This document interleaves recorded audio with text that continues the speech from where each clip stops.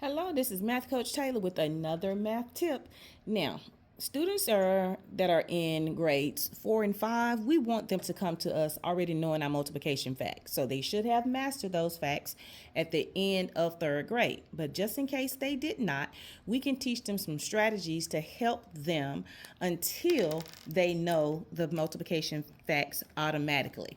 So I have 3 facts I'm going to look at today and show you what we can do in the meantime to help our students.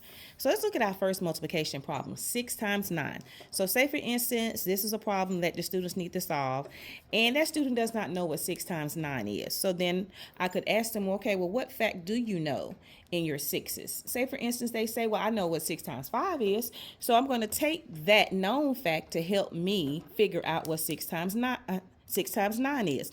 So that means I can decompose this 9 into 5 plus 4.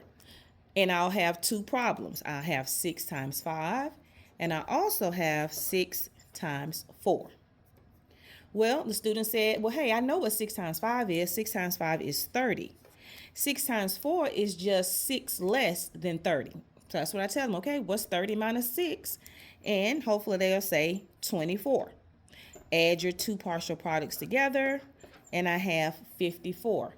And I say, well, you know what? You just figured out what 6 times 9 is, and we'll go back to the original problem of 6 times 9. 6 times 9 is 54. Now, this could be taught in number sense routines to help our students learn multiplication facts. This is something that you can do at the beginning of the year with your students. All right, let's look at another fact. Let's look at 12 times 8. Okay, 12s are normally hard for our students, but I have a trick for them, same thing. 12 times 8. So hopefully your students know they're tens. 10 is a friendly number. So I could have the students decompose the 12 into 10 plus 2, because 10 plus 2 is 12.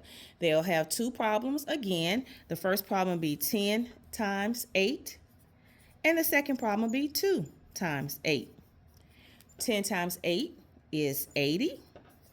2 times 8 is 16. Add those 2 numbers together and you get 96. So guess what? They just figured out what 12 times 8 is by breaking it or decomposing one of the factors. So 12 times 8 is 96. Okay, let's look at another multiplication problem. Let's look at 7 times 4. If your student says, hey, I don't know what 7 times 4 is, well, I'll say, well, what fact do you know? They may say, hey, I know what 7 times 2 is. Okay, well, let's decompose the 4 into 2 plus 2. My first problem will be 7 times 2, and my next problem also will be 7 times 2. So guess what? We got some doubles here. So 7 times 2 is 14. 7 times 2 again is 14. Add those 2 numbers up and they get 28. So go back to the original problem and say 7 times 4 is 28. All right, parents and teachers, these are just some strategies that you can use to help your students master those multiplication facts. Have a great day.